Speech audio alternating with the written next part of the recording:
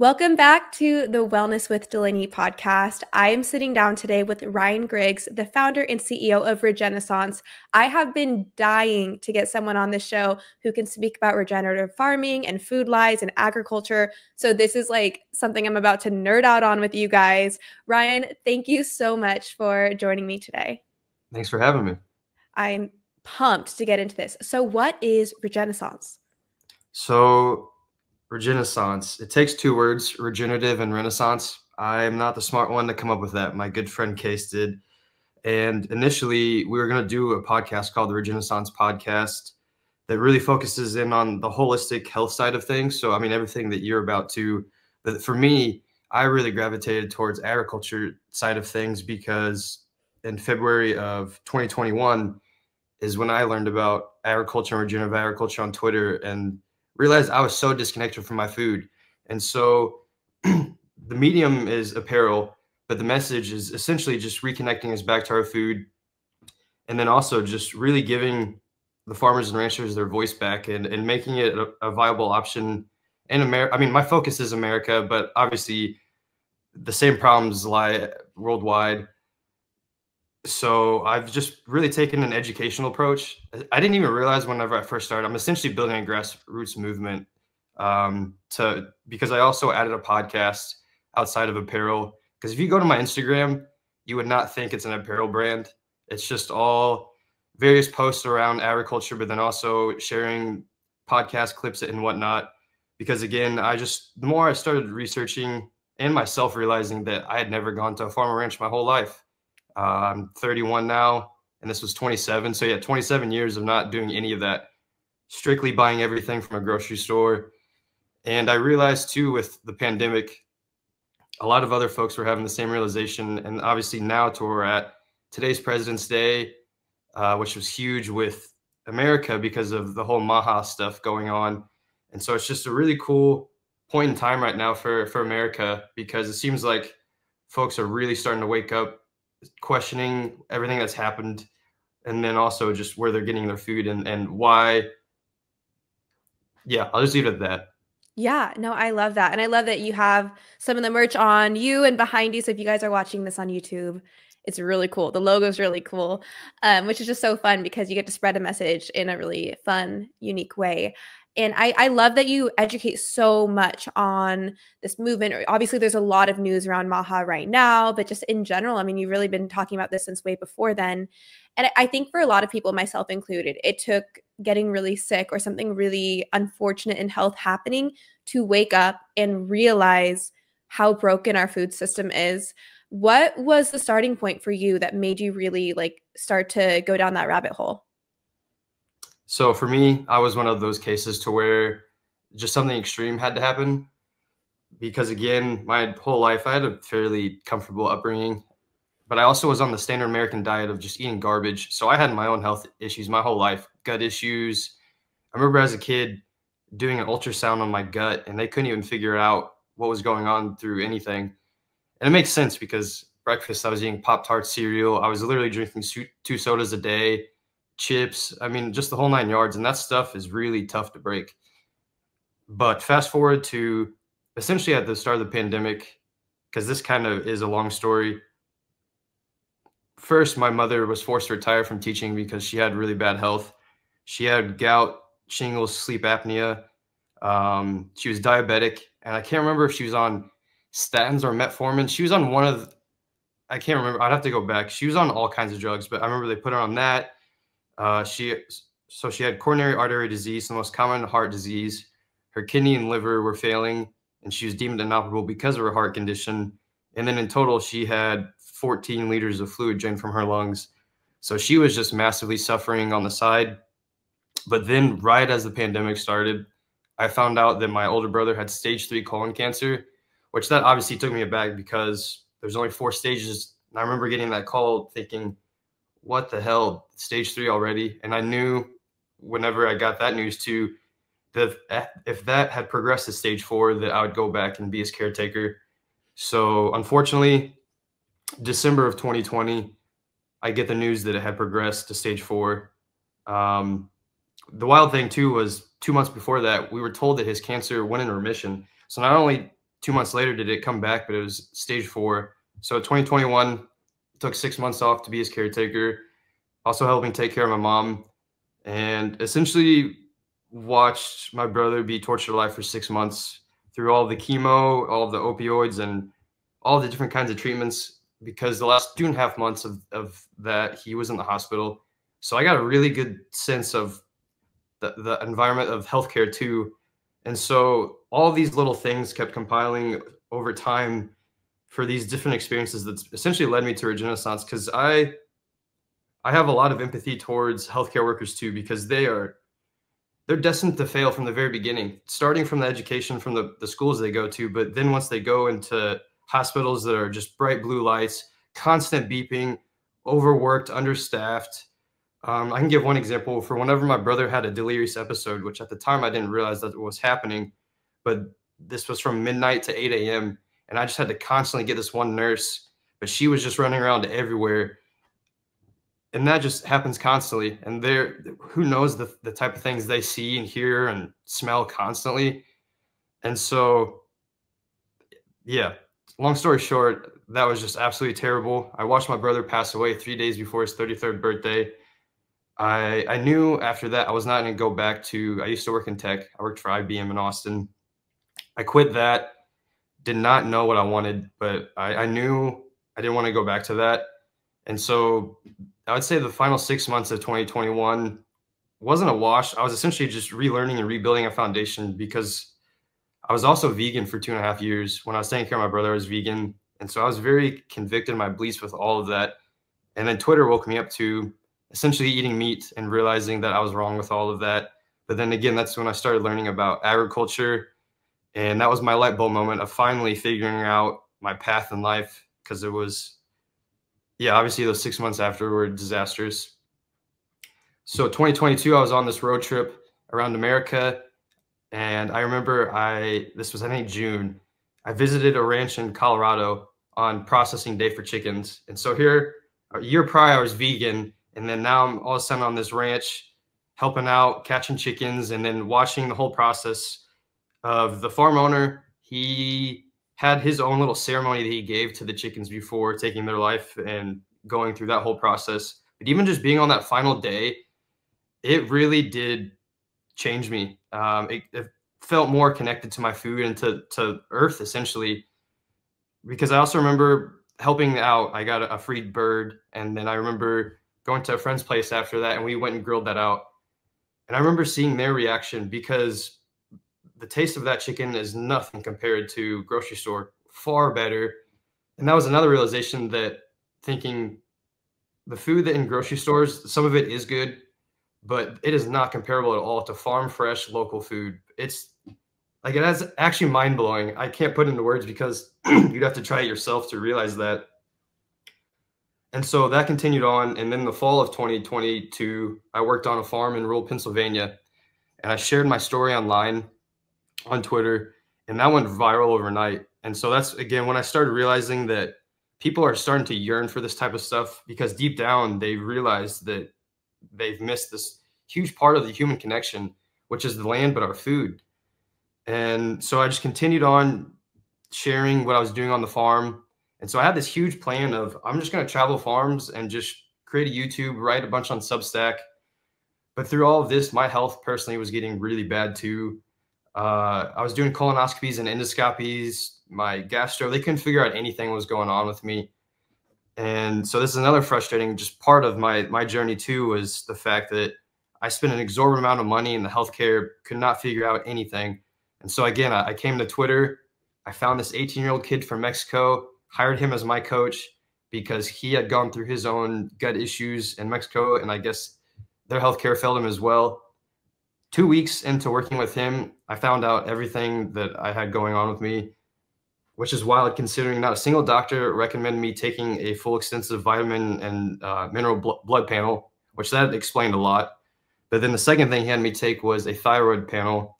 And then that's when I found out I had Hashimoto's. So it's a more severe form of hypothyroidism. And I would say the worst thing about that, because it's energy, but with Hashimoto's, it's essentially lack of energy. It doesn't matter how much you sleep, unless like you truly tackle the root problems of that, the cycle just really perpetuates itself. And so and it was also just really rough to where I had to leave the farm early because I still could not figure out the full issues.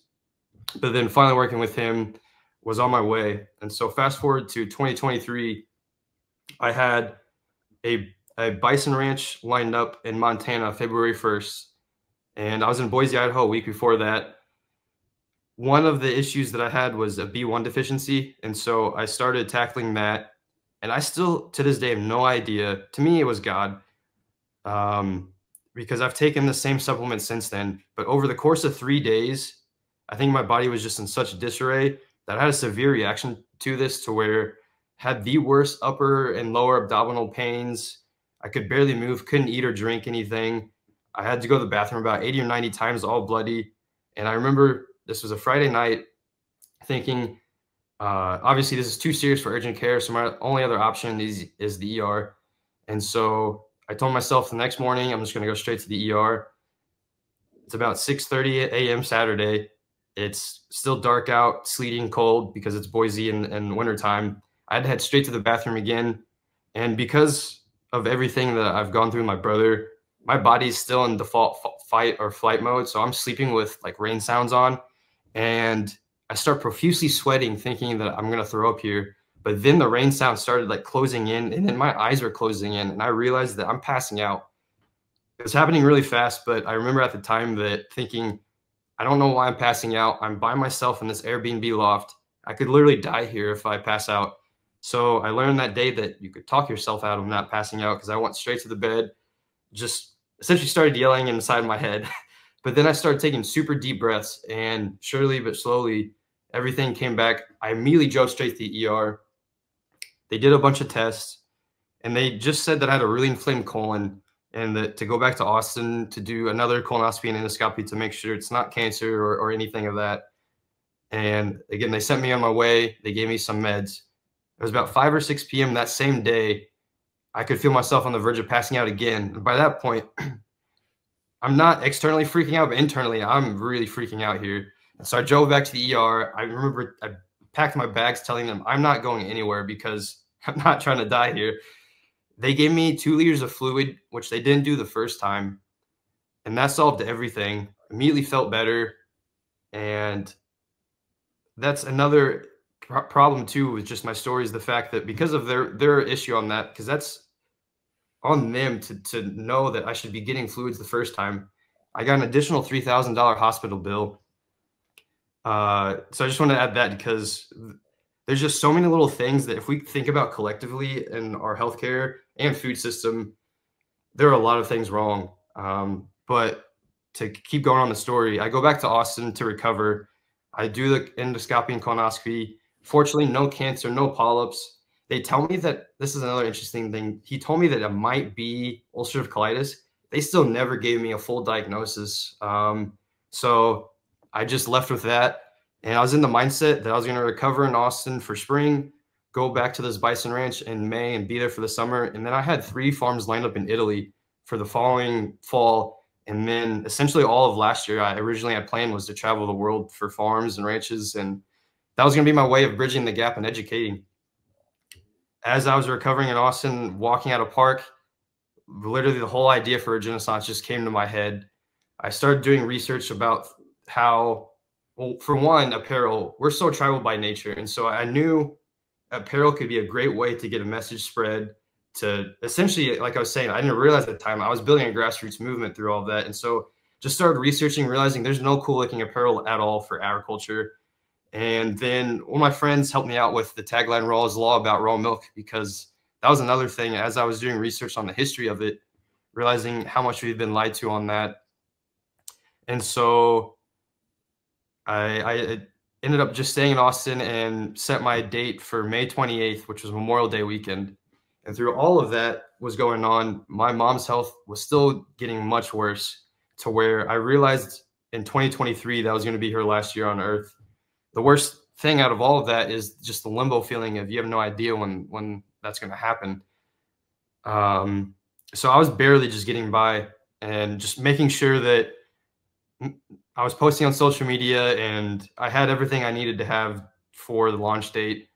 I remember that Friday before I launched, she texted me out of the blue asking for my website, which I found funny because growing up and pretty much my whole life, she had been the one to always reach out and talk pretty much every day. But as she was cognitively declining, I had to be the one reaching out. But then I realized why, because 2 days later, I launched at noon central, had an incredible launch, amazing support.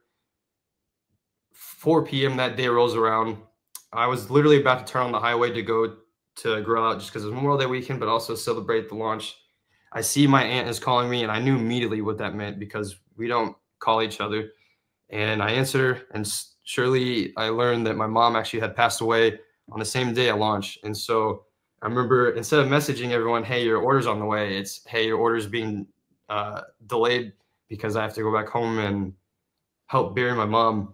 And so through all of those, why I say God, because inevitably for me, this led me to Christ, because it was quite telling the fact that my mom passed away on the day of that launch, and just seeing the whole reception of agriculture as a whole now, since, I mean, it's only been a year and a half, but the people that I've been able to talk with on social media, uh, I mean, I guess the famous people, athletes, it's what really fires me up because I know that people are starting to really wake up, especially with the pandemic, as I've said, but then also as this whole MAHA movement really, for me, amped me up a lot because it's the first time in my lifetime that I've seen a politician talk about all of the problems that we face that have led to this major crisis. Because food is a huge problem. There's so many other problems, but that's why I realized I can just focus in on the agriculture and food side, because that in itself, there's so many problems and so many painful changes that will need to happen for this to really work.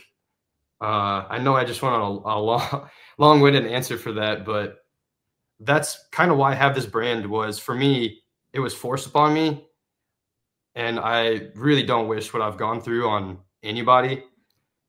But also, secondly, is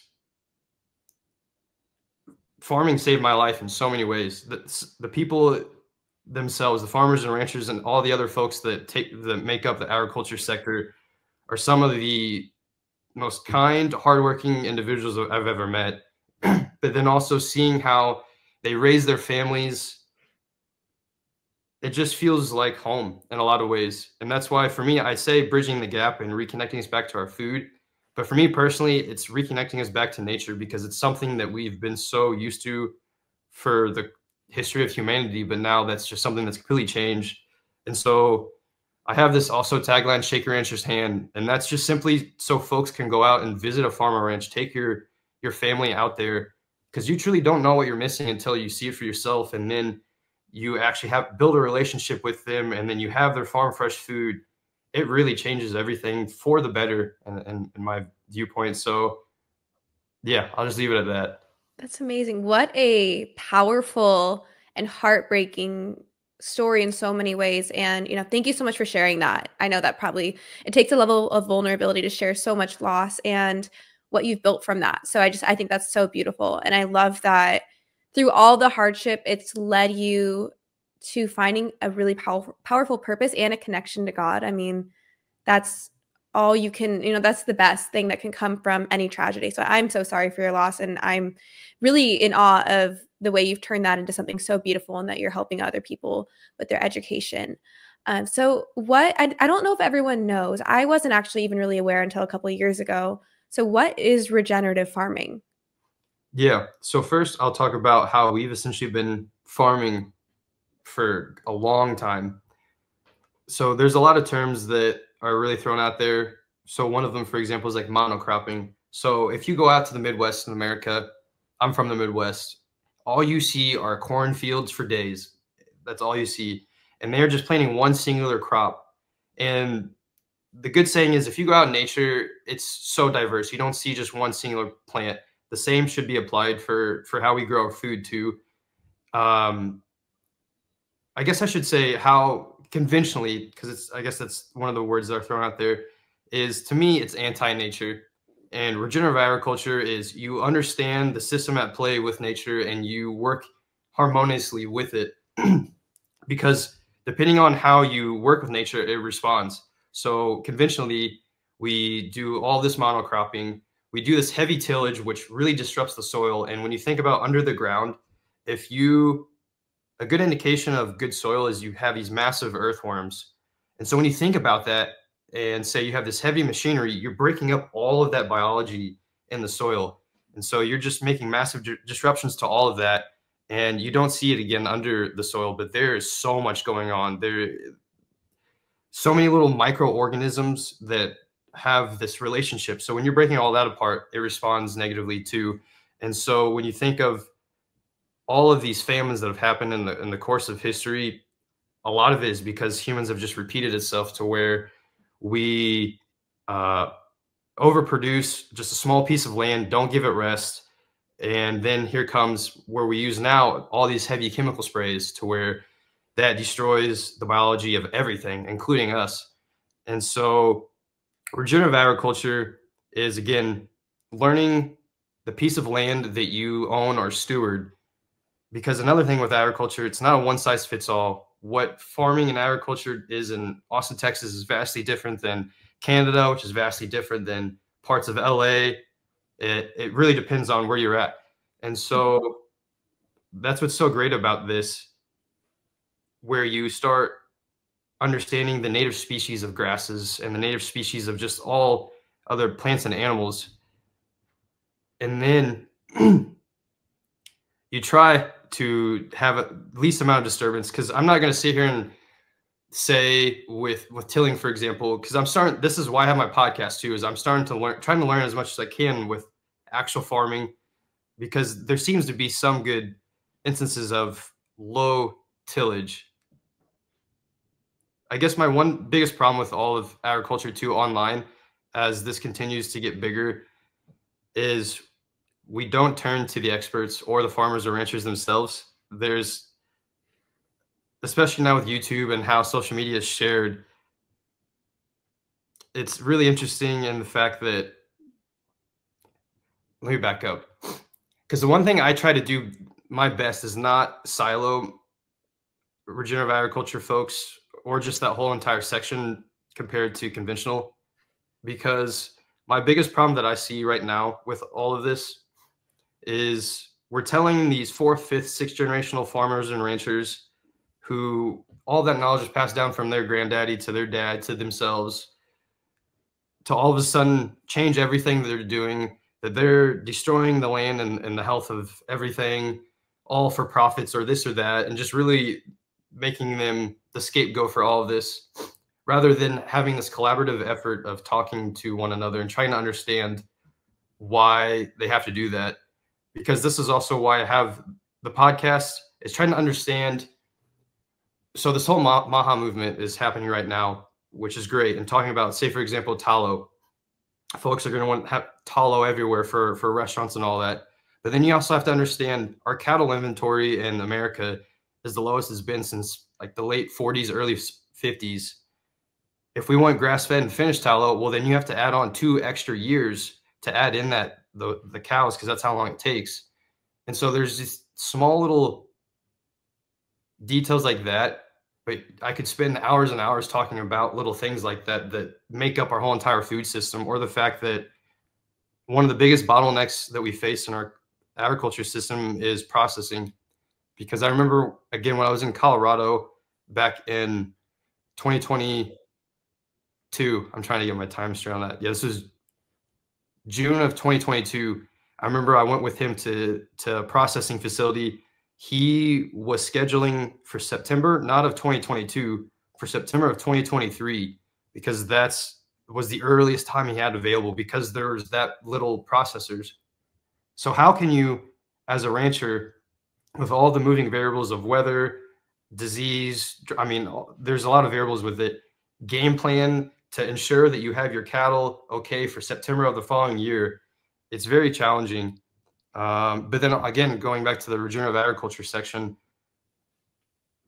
how we've also done it, because we've really consolidated the whole system. because we've gone for max efficiency on it all. In the 70s, there's a guy named Earl Butz, and he has the infamous saying of get big or go out, or go big and get out, something like that. It's essentially is continue to get bigger and bigger and bigger, or else just stop farming. And that's now why we've been so centralized. But that's also why with, say, for cattle, for example, with grain finished beef, most of that is on pastures most of its life, and then they're sent to a feedlot, to where that's where a lot of the nasty things that we see, such as antibiotics, used because they're so sick, or because they're used just to fatten them up quickly. And then secondly is the grains they're actually fed. It's very, very hard to verify the stuff they're actually fed, which is another reason why I was vegan in the first place. I know I'm kind of going on a tangent with all of that. I'm trying to get my bearings straight. Oh, go ahead. I'll let you go. I say I love the tangent. I mean, I'm here to ask you and pick your brain. So I love hearing what you have to say. I guess the last thing I'll just have to add to, with regenerative agriculture too, it's also about animal welfare, because that's another thing that I truly agree with on vegans, is a lot of the practices in place. It makes us, the room for error grows. So that's the same for like milk with pasteurization. A lot of times they're going to pasteurize their milk in the first place, so they don't care about the quality. The same could be said for animal husbandry, because regenerative agriculture does require more labor in a lot of ways, and it requires more physical labor, which is the one thing that conventional ag has been trying to not take away, but that's kind of been their focus, is adding more technology and machinery to take out the physical labor and making it more efficient as possible. But then there's been, again, these massive trade-offs with animal health and welfare, and therefore the land, but then also us too. Because if you look at the nutrient density of food, comparing it to the feedlots, to grass-fed and finished, to grass-fed and finished regeneratively raised, there are differences in the end. So yeah. Yeah, no, it's so true. I mean, you aren't just what you eat, you are what your food eats. So it's really important to be knowing where our food is sourced. And okay, one thing that popped into my head that I thought was so interesting that you'll get because you're also a believer, but when you're talking about resting the land, every so often, I was just thinking to like the Old Testament, how the Bible talks about like resting the land after 7 years. And it's so interesting how really like a lot of these rules are set in place, like they're ancient rules that really are how we've been meant to operate from the beginning of time. We're so disconnected from that as a whole. I mean, I live in a city where we are wildly disconnected from our food and wildly disconnected from like our food sources. And most people, they do not even know what they're eating. It's crazy. And I was one of those people until, several years ago when I was like, oh my gosh, this is insane. I'm poisoning myself. So I love getting these conversations to talk about it. So I know one thing that people are starting to wake up to is like mineral quality when it comes to their food. How does conventional versus regenerative agriculture affect the mineral quality of the plants? Is massive, actually, because it comes down to the soil. So his name's Dan Kittredge on my podcast. He is the founder of, I think it's called Bionutrient Institute. He is an incredible in the agriculture field. But essentially from my understanding, talking about this very topic, is it comes down to soil health, and makes logical sense why regeneratively raised produce is much more nutrient dense, because that's the healthiest possible soil. Because that's the one thing too, why it's called regenerative versus sustainable. If we were doing sustainable agriculture, that long term, that's just as bad, because we've destroyed the soil so much that we literally need to improve it, but bring back the health and life of it. And so with conventional, again, with tillage, the monocropping, the heavy chemical sprays, because the thing with chemical sprays, we talk about glyphosate a lot, and you can look up just all of the massive settlements. I believe it's 12 billion, it might be even more, that they've paid out of settlements. The biggest problem with all of that is it doesn't work in the end, because whatever pest they're trying to take out, it might work in the short term, but they eventually become resistant to where the farmer will either spray more and more, or a completely new chemical, and so that is destroying it all. And then lastly, with conventional ag, as you're disrupting the soil, it doesn't hold any water. And White Oak Pastures, Will Harris has a great video on showcasing this. He has his neighbor that's conventionally raised, and there's just a flood, and then it shows the water coming off of his farm, which he's been regeneratively raising for a long time. Way cleaner water, way less water runoff, because as you're improving the healthy soil, it can actually hold and store the water, which then helps bring, which helps with the water usage for what needs to be done under the soil with all of the biology. Wow, that is amazing. And it's crazy how like you could be eating a cucumber from like a conventional farm thinking you're getting like all these nutrients, whatever, just like whatever plants, and it can be totally void of health versus, I mean, I know when I'm in Europe, the produce tastes different, right? Yeah, that Like was the when you're, last thing too, was the taste itself says a lot too. I yeah. remember when I worked on the farm in rural Pennsylvania, and going to the grocery store for the first time after being on the farm and seeing the GMO tomatoes, how every single one just looks like the shiny red tomato. But then you go back to the farm I go to, and it just looks like a Frankenstein tomatoes. They're ugly and they're massive, but the taste is something I, again, had never tasted in my life. And there's something to that. Same with like citrus fruits. Hmm. So his name's John Kemp. He's probably the most famous Amish farmer. He's got his own podcast, and he's really helping out with. I forgot the name that he's helping out with, but he's helped this citrus farm use regenerative methods, and it's really brought up the quality and nutrients of the oranges, and in turn you get far tastier oranges. And I don't know, that's talking about those things more and more, and the more I actually go out to farms and ranches, it makes so much sense that food is meant to taste good. That's another thing too. We've been so hardwired in our brains that healthy food does not equal good taste. Hmm. But again, with all of the ultra processed food, it's just completely jacked up our brain chemistry with food.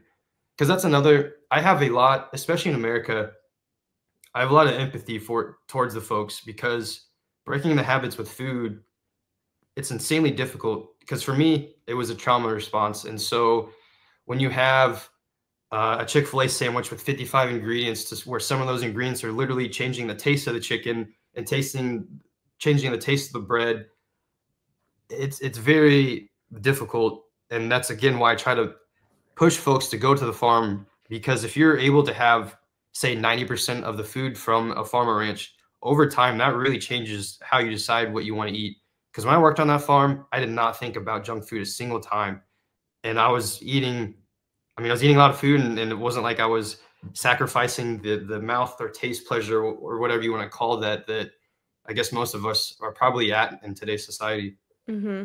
Yeah, and I think for me, like when I learned that there are literal labs that test the addictive qualities of foods, I was so disgusted by the psychology of it that it like ruined me for processed Yeah. foods. I'm like, I don't want to be your like lab rat. I don't want to be the ideal market. It just disgusted me, and that I think has really helped me just not crave that stuff, because I'm like, I know what you're doing. You're manipulating my brain. I want to be in control. I don't want someone else in control. Okay, so why is raw law when it comes to dairy? Oh.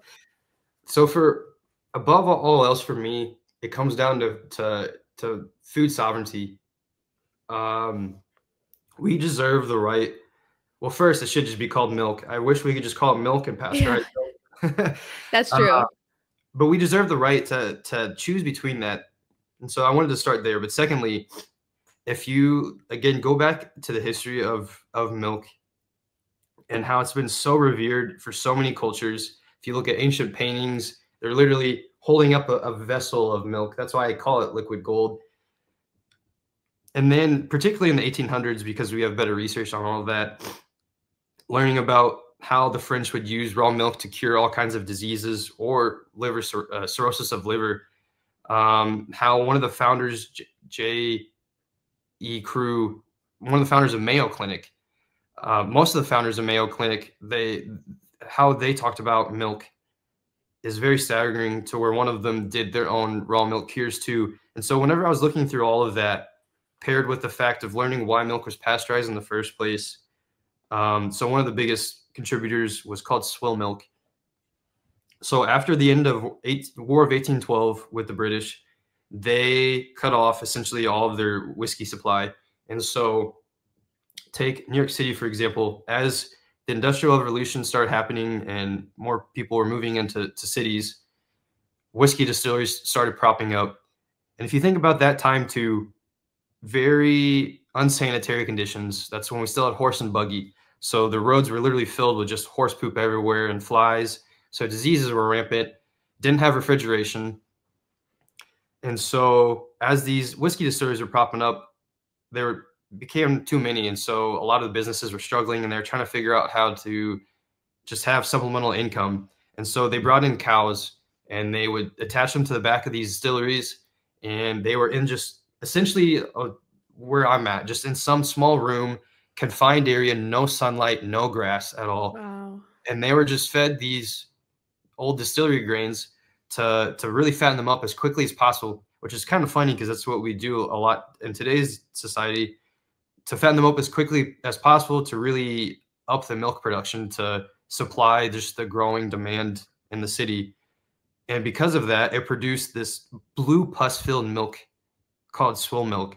And they sold that to everybody, and infant mortality skyrocketed, which makes a lot of sense because that's been the whole big thing that we're told in society, that raw milk will kill you, and that's why they pasteurize it, because it's killing so many people.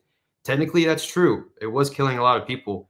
But if you look at the context of it and compare that to rural America, that wasn't happening, because I think it's Rob Wolf and Diana Rogers, they talk about it's not the cow, it's the how. And this is a great example of that. Horrible conditions, literally fed them nasty grains.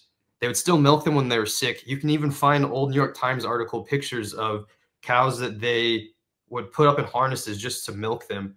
And so, of course, that you're selling literal pus milk. So it's going to make people sick. And so at the time, then that's why they started trying to find ways to pasteurize it, along with the fact that they didn't have refrigeration. And so to me, that does make sense of trying to pasteurize it, because, again, this is also why I have the podcast. I've talked with Blake Alexander, Alexander Family Farms, who does low vat temp pasteurized milk, which you can see all throughout Sprouts. You can still get the benefits of a lot of it. But I would say the biggest argument for raw milk is the fact that you do kill off a lot of good bacteria and the vitamins and minerals, such as vitamin C. And so raw milk in itself really does build your immune system. But also, it's why they were giving this as a cure, is all the vitamins, minerals, but also the fat content too. So you get the protein, fats, and carbs in it all. And so they would feed them 4 quarts of milk a day, and that helped reverse cirrhosis of the liver. And so to me, when you think about the big picture of all of that, and then you pair that with the fact that in modern society, I mean, literally AI advanced so fast in 1 year. Think about the technology that we have now, the facilities that we can implement, but then also, again, we have refrigeration. All these modern marvels, it gives us the ability to produce raw milk safely. And so I've had Mark McAfee, the founder of Raw Farm, the largest raw dairy in America, might be the world, on my podcast twice now, and how the fact that they immediately chill their milk, they test it constantly. I mean, he has his own testing team, because he also founded the Raw Milk Institute. And so I just find this so funny how the media just really goes after all this. But to me, it's also because of everything that I described. Once people find out the truth, it goes completely against what we're sold. Why would a farmer risk everything, their livelihood, the financial stress, because most farmers are still struggling to even get by? Why would you go through all of that to sell milk that will eventually not make people sick, but kill them? That just does not make logical sense at all. And so I have yet to really hear a good rebuttal for any of that. But then lastly, that's why I always tell people, again, if you're so against all of this, go visit a dairy farmer that's doing the actual work. Ask the questions and see for yourself, because it's quite easy to tell the quality and care of the animals, because that's another reason why industrial ag has been able to get away for it for so long, is the fact that out of sight, out of mind. People have not been sharing it online. I mean, that's why PETA and veganism has been able to grow so fast, is the fact that they were finally having videos actually showcasing of some of the nastiness that happens in that type of environment. The same thing for raw milk. And so the fact that there's so much research historically around the fact from a immune system standpoint, to me, is a lot of good reason to drink raw milk. But then lastly, too, I'll end on this. I continue asking people every single day. I know this is all anecdotally, but I continue to hear story after story after story, whether it was they were drinking pasteurized milk, had all kinds of issues, they stopped drinking dairy, and then they gave raw milk a try, and all of a sudden they feel great, or where families started giving their kids or themselves raw milk, and it healed all kinds of issues, to where there's something there. And so I'm really excited moving forward to see what happens with all that, especially with Mark and Raw Milk Institute. I mean, the raw milk sales speak for themselves, because for him, I know the last 3 years have just been insane. The growth, the demand online, I'm sure from your perspective, you've seen it everywhere on social media.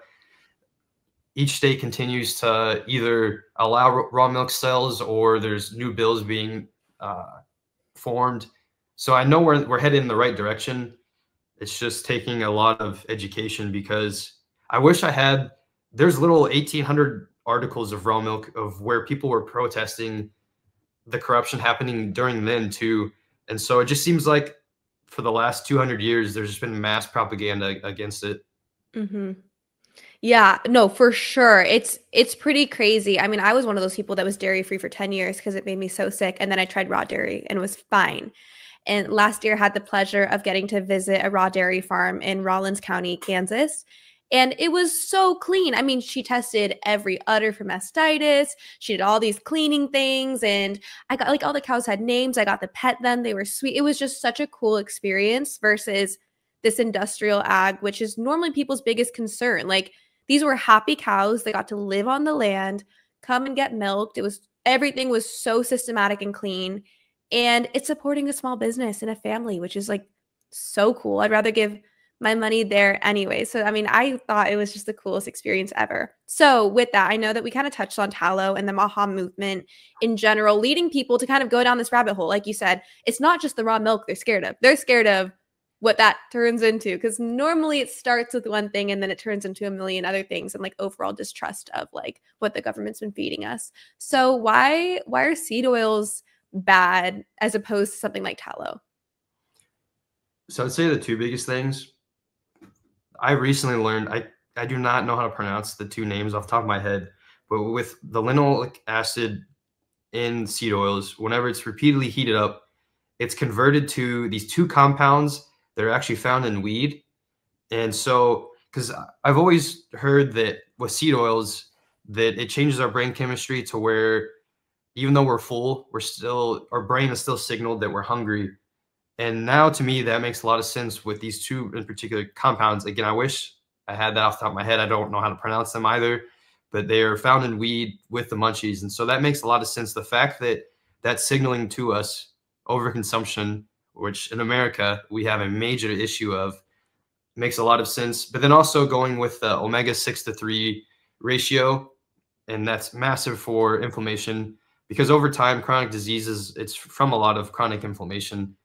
I truly believe that's how my brother got his cancer, and that's from me how I've had all of my health issues is from chronic inflammation. But seed oils plays a massive role in that, because it completely jacks up that ratio, which is why when you see, I guess, nutritionists or health experts, whatever you want to call that, recommend folks to start decreasing that, is having like fatty fish, because that's properly balancing that ratio. But then lastly too, if you just look into how, say, canola oil is made, I feel like you'll have a tough time wanting to consume that afterwards, because of all the pasteurization, but then the other chemical compounds that they put in that for bleaching, and just how many seeds need to actually be pressed. It's just so unnatural. Yet we have this awesome, happy cow that can provide us this awesome fat called suet that can be turned into tallow. It's amazing for cooking. Um, it doesn't oxidize like seed oils at high temperatures, and so that's why I've noticed just massive switches since taking all of that out personally. And I also hear that all the time too, which makes sense if it's inflammation based. And for me, I've had massive inflammation. I think that's how I got Hashimoto's in the first place. Really pays huge dividends. And another cool thing with this MAHA movement, I think it was True Food Kitchen. They were the first restaurant to really go seed oil free. This is also, again, going back to folks got to understand where our food system is overall. Because if we want this huge MAHA movement, we also have to be patient, because there are massive changes that need to be required. Massive changes are required to happen in order for this to work. But those are going to be really painful in the short term. I don't think people truly are realizing that, because, for example, with the tallow question of our cattle inventory is just really low. And if we want grass finished tallow, that's 2 years. So that's a very long time. But the good thing is knowledge is power. So if we can continue really sharing that online, I think that could really help. So that's my hope with all of that. I really hope that RFK and other folks up at the helm too can clearly talk about that too. Because lastly too, going with raw dairy, another thing too with just health overall, it's not all or none with our health. Folks might not be able to tolerate raw dairy at the beginning, but some others might. Because I have a friend who he couldn't really tolerate raw dairy at all, even though he's far healthier than me. He is completely shredded. He eats insanely well.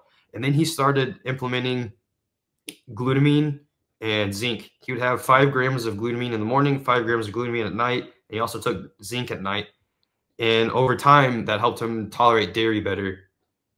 I don't know why, but that in itself is like, those discussions also need to be had, because we, again, have this all or nothing approach. We expect the grocery store to be fully stocked year round, seasonally. It's why I always, again, go back to reconnecting us back to our natural world, is because we've been so used to things that really aren't natural. And that also is with our bodies too. As we've outsourced everything, outsourced our food production, outsourced medications, we outsource how we think about our bodies. Like we listen to the doctors and everything, but we don't ever ask questions why blueberries might be affecting me differently than my friend or something like that, if that makes sense. Yeah, absolutely. We do. I mean, and I think you probably see it on social media too. Like, I see all the time these medical professionals like creating content, gaslighting people for wanting to take control of their own health. Like, people being like, you don't even know what hormones are. Like, if you want to balance your hormones, name 5 hormones and how they work. Like, I saw this video that went super viral like that. And it disgusted me, to be honest. Like, the way our medical system, I think now, because people are starting to wake up and like want to insource their health and take their power back and know their bodies, I'm seeing more and more people coming out and just like gaslighting and putting down these people who are actually just trying to know their bodies. Like, whether or not you believe in Western medicine, like, I do personally think there's a place as like an emergency. Like, yeah, we should have emergency rooms, clearly. But shouldn't something natural be the first line of defense? Like, shouldn't we know our bodies, and like, shouldn't we have that intuition with like what's happening in our bodies? Because only we can feel our symptoms. So I get so fired up. And so I like with the outsourcing, I totally agree with you. And it aggravates me so much to see this like discouragement, this fear mongering to keep people from trying to pursue health from an individual place. So yes, totally tracking with you there. Well, I guess lastly too, we just outsourced our own personal responsibility in a lot of Yeah. ways, because like thinking about cooking, for example, you can cook a meal in 5-10 minutes, an easy, healthy meal. But because we have continually lied to ourselves on I'm too busy, it's just a cope. And so if you truly care about, I'll say this for parents, if you truly care about your children, then you should be taking care of your health. Because if you love your children like you say you do, then why not be healthy enough for them for whenever they potentially have children themselves? Mm-hmm. Yeah, a lot of it is just you have to take personal responsibility. Maybe that's one of the, I guess, the blessing disguises for everything I went through with my family is now, I mean, to get where I'm at, I had to upend everything and take massive, extreme ownership for everything. And that's been another frustrating aspect for America, at least, that I've noticed is we do not take personal responsibility for a lot, and especially with our food. Because even like cooking eggs, that takes no effort at all. Then you get some fruit, maybe some honey. That's a meal right there, and it took zero, hardly any effort. Yeah, 3 minutes, like, so Yeah, easy. It's the same as pouring cereal. Well, and it's so true, like, for parents, for kids, I mean, the best way that you can love your kids is taking care of yourself, and if you don't have kids yet, like, I don't have kids, but for women, they don't only have, like, all the eggs they're ever gonna have. So, like, in utero, a girl, baby who's unborn has every egg she's ever going to have, which means for a mom, if you're pregnant, you're also carrying DNA for your grandchildren if you're pregnant with a girl. So the way you treat your body, even before getting pregnant, because that all matters, can literally affect your grandchild's body directly. And then for men, like how you feed your body, like glyphosate can increase so many risks for the mom and the baby, or like the stress, like it matters. And I think that people don't realize that like the choices we make don't just impact like how we look, like whether we're muscular, skinny, or fat, like they impact generations. And like that is a huge responsibility on us as individuals, because we're not just affecting ourselves, like we need to be selfless in the way we eat for future generations to come. So super important.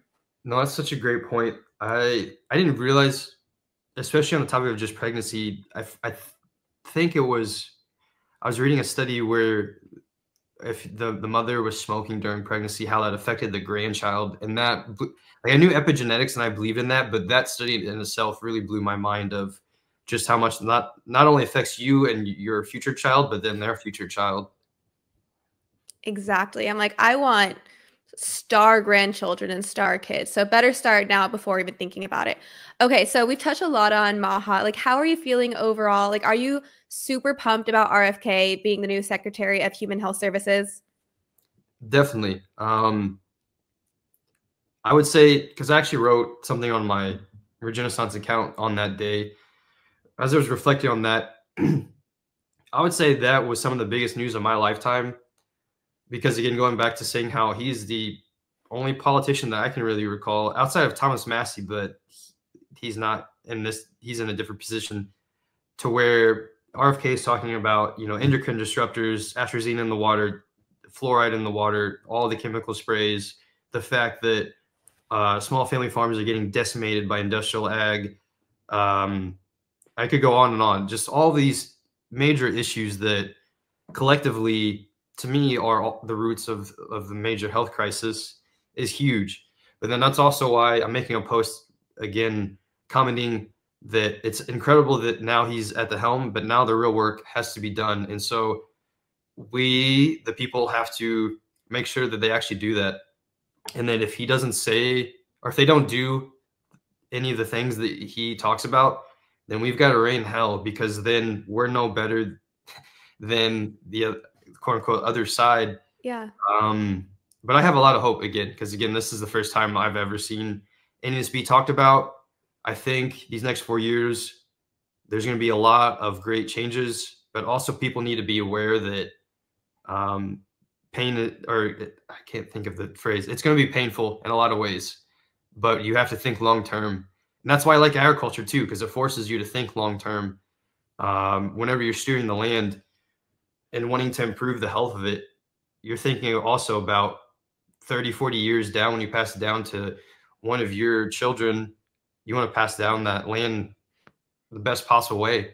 And so I've never been more hopeful, actually, as an American. Wow. Yeah, it's beautiful. Oh my gosh. Okay. And on the atrazine, I feel like I have to tread lightly or else the overlords are going to come for me. But if you want to go down a rabbit hole, look up atrazine in the water and what it does to frogs and what it might be doing to our kids. I will leave it at that.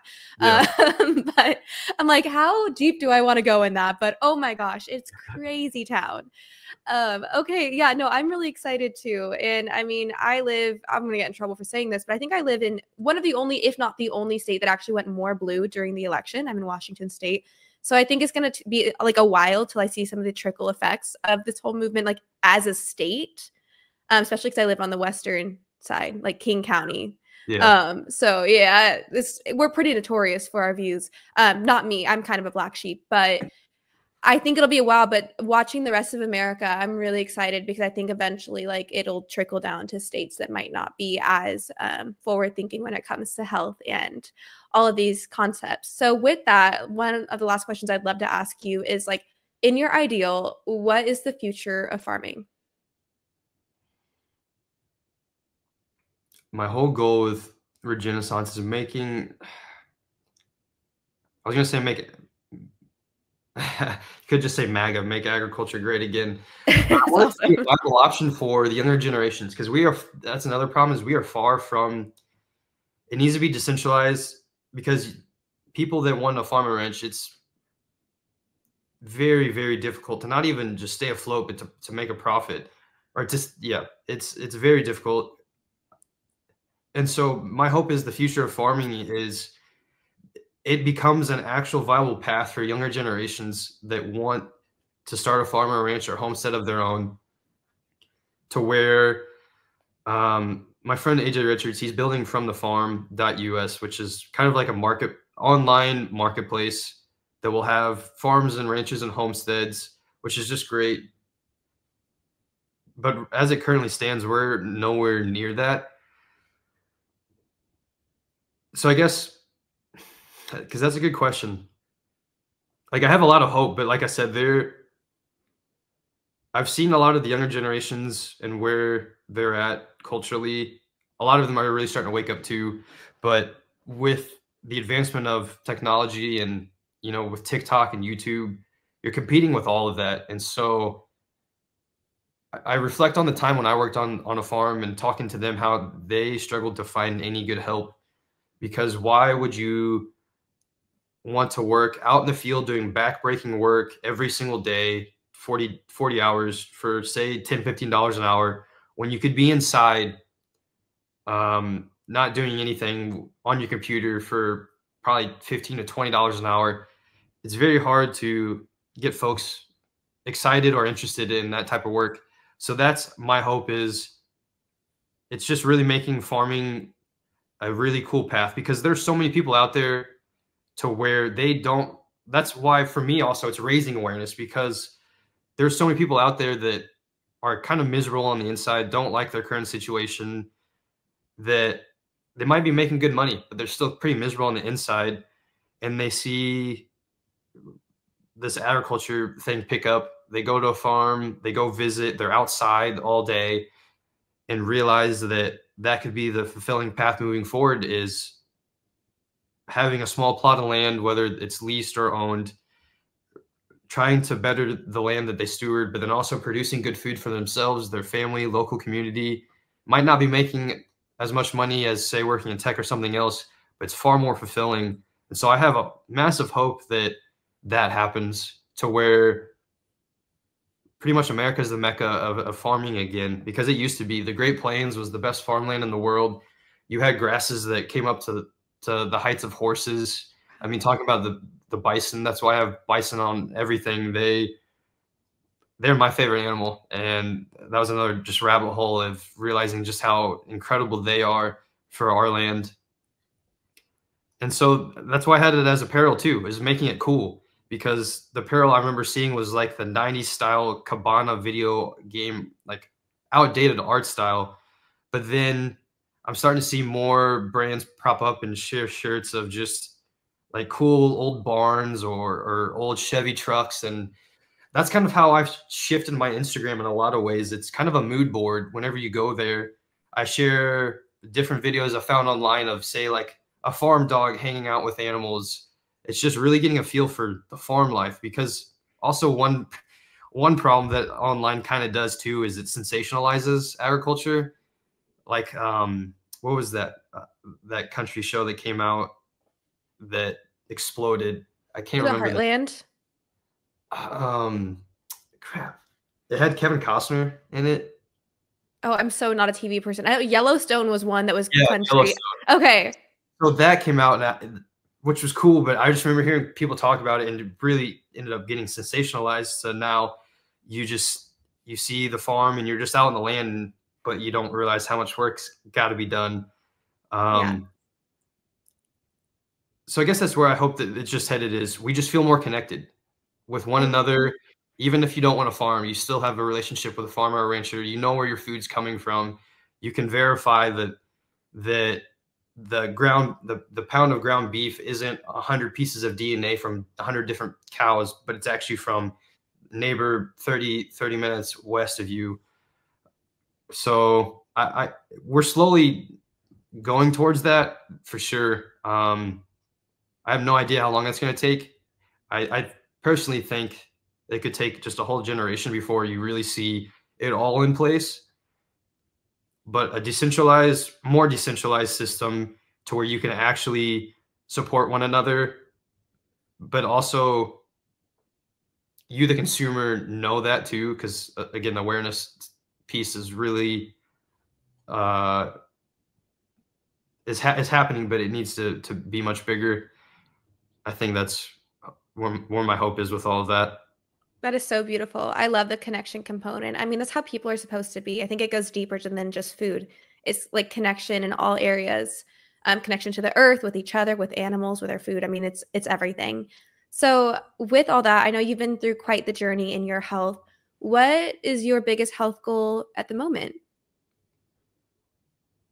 Hmm. Well, I guess I haven't fully naturally healed my Hashimoto's totally, because I still can't play sports like I want to. So that's I would say is my number one goal, is being able to play sports again and really pushing myself, because I have not been able to push myself physically, I'd say, since I was on the farm, and that was 2022. Yeah. So I guess the last Well, thing too, I realized I didn't talk with on raw milk too. Another two major components that the consumer can look up is colostrum and lactoferrin, and those two components in raw milk are huge for immune boosting. Because I also have raw milk colostrum powder that I supplement every single day, and that is a massive difference for with Hashimoto's, because that deals with your immune system. so Ryan, where can people find you? I know everyone's going to want to shop your merch and just get connected with the movement. Yeah, so on social media, I'm on Twitter, X, and Instagram, and that's just The Regenaissance. And then my website is just theregenaissance.co. And then Regenaissance spelled Regenaissance. I know that it took me a while to finally start actually being able to spell that correctly. But Yeah, you can that's find really impressive. you can find all my merch there. And actually, so I'm wearing this Best Days Ahead hat, and I have this new MAHA drop actually that's coming out today. And so by the time this comes out, you'll be able to see that too. My shirts, they're all 100% organic cotton. I try to do everything so far natural fibers outside my trucker hats. These hats I'm wearing are 100% cotton. And so, yeah, you can just check everything out there. And then also, lastly, on that website, I have a blog. And then under the learning section, I also have a podcast to where I talk with farmers and ranchers and just other folks that are in the ag space. Amazing. Well, thank you so much. Guys, make sure to check him out and check out the movement, become part of it, and let's start connecting with our food and with our culture and nature in general. Ryan, thank you so much. I learned so much from this chat with you, and I know my audience will as well. Thanks for having me, Delaney. All right, you guys, thank you so much for listening. I hope you have a wonderful day, and we will chat soon.